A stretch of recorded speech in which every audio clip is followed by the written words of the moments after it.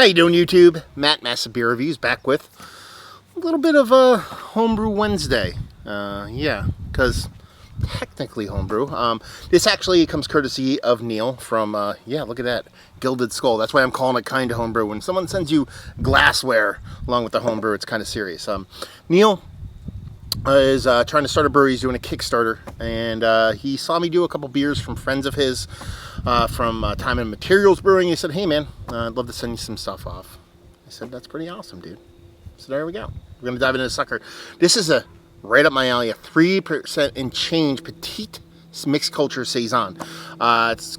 You've seen the Butcher, I believe is the name of it. Man, I forget names all the time.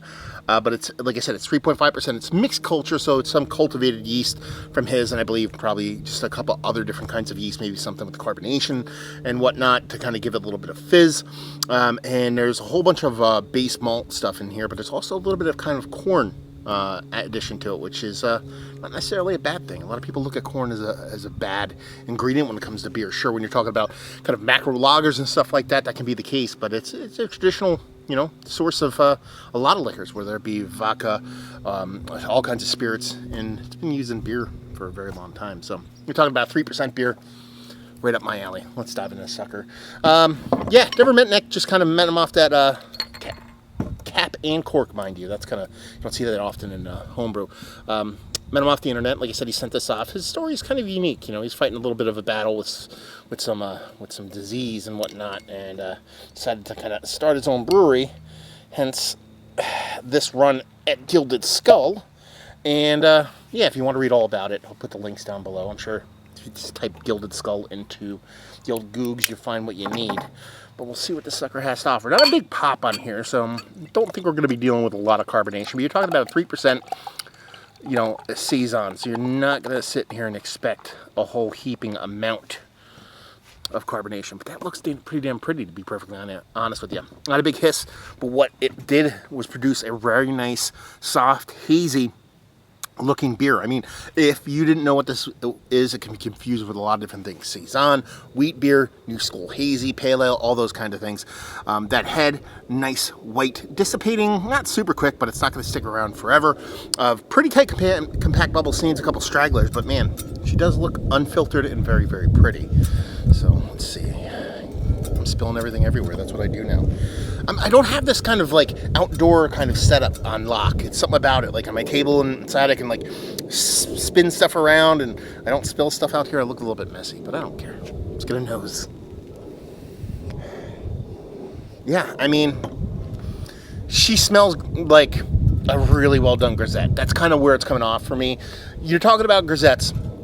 You're talking about what I would kind of pigeonhole as just a lower ABV kind of Saison. Petite Saison Grisette, you know, kind of a similar kind of beer, and that's where it's coming off to me. You're getting soft like, there's a fruit in there, but it's not like it's not citrus, it's not like a stone fruit. Is it a stone fruit? No. Might be like pear or something like that. There's like under-ripened kind of fruit quality to it. That's usually like a wild yeast, a wild culture kind of thing, especially when you're dealing with a terroir-based beer. A lot of the fauna and flora kind of impart their kind of soul into a lot of the yeast that kind of propagate in that area, and more times than not, that's what you tend to get in beers. That's why you have a lot of these great kind of sour producing breweries, and they grow orchards and not only use the fruit, but use that kind of yeast that is kind of grown in that area to kind of inoculate their beer. And you're getting a soft fruit character in there. I want to say it's like a pear, but it's not. I know it's something different. What is that, man? It's going to drive me nuts now. You know what I think it is? I think there's a soft banana phenolic in there. Probably getting that from the yeast, maybe a little bit extra stress on the yeast, or it could be just a naturally occurring kind of banana thing. But it kind of makes sense with your kind of Petite Saison. If you're leaning in that Belgian area, it kind of makes sense in that way. But then you add that to that soft fruit, under-ripened fruit portion of the show that I think, knee-jerk, I'm just going to stick with like a white pear kind of thing, because that's where it's coming off to me. And it ends up leaning into like a soft kind of custard thing, because you get that soft banana, that soft white pear, and when you pair them together, pear, get it? It ends up coming off as like a soft custardy kind of vibe. and it's really fucking cool. And that's pretty much it. Soft grains, not getting that corn in there. I'm not getting anything beyond just a base, almost like a base, slightly toasted kind of Pilsner malt. It almost comes off like. But it smells really pretty. I'm going to dive in. Cheers.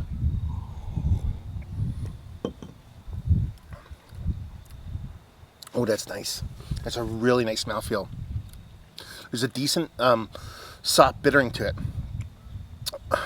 An earthy kind of bittering to it that it really didn't expect based off of the nose. And it really just makes sense throughout the whole beer itself, because beyond that bittering, you're met with a whole heaping amount of softness. That soft fruitiness. Again, I'm absolutely going like white pear in this now. That's what's coming to the forefront. Even kind of leaps and bounds goes above that soft banana. Even though that's still there, they were kind of like equal, if not that banana. It's a skosh bigger. And here, that white pear, that unripened white pear, kind of comes to a head. But it's very soft. There's a nice soft dryness to it. It finishes dry. It finishes crisp and dry and makes you want to go back for more. What you end up having is a soft tartness, nothing over the top. You know, you're drinking a wild beer, not necessarily a sour beer, but you're dealing with 3%. You're dealing with 3 and change percent. So you're not expecting a huge impact for its ABV level. It's absolutely like over the top impactful.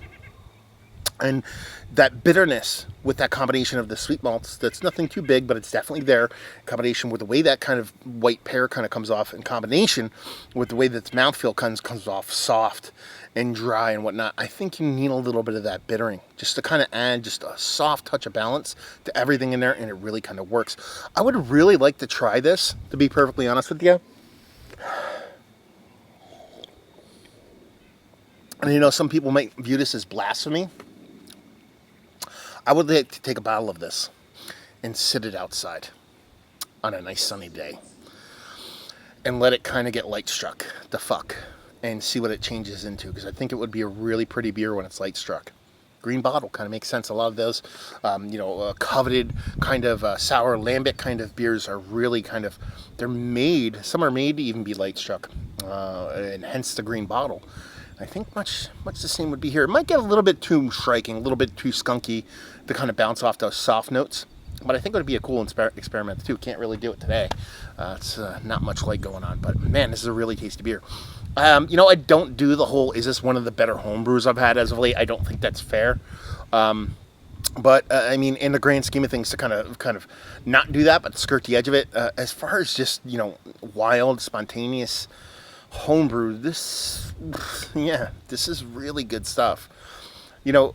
People reach out to you and they send you beer, and whether it be in real life, people in real life, or on the internets and stuff like that. And, there's a lot of bad homebrew out there, and there's a lot of really okay homebrew, and there's a lot of homebrew where people are trying to duplicate other people's beers. This is that combination of one being a beer that is infinitely tasty. It's low in ABV. It's absolutely bonkers delicious to drink, and that is kind of my wheelhouse.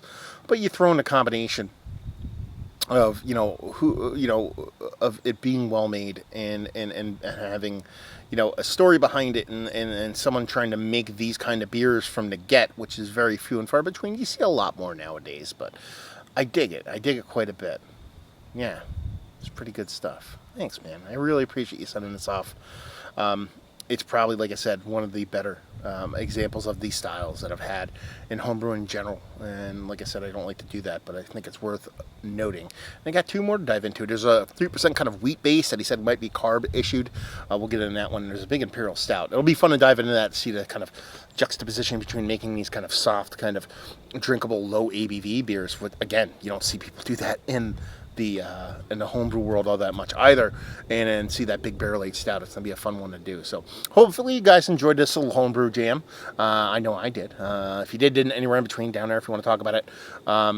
If you have homebrew, you'd like to send some off, I'd like to do these. I'll throw them up on Wednesdays, do a homebrew Wednesday thing. If I don't put a homebrew Wednesday up on a Wednesday, that means I don't have homebrew to post.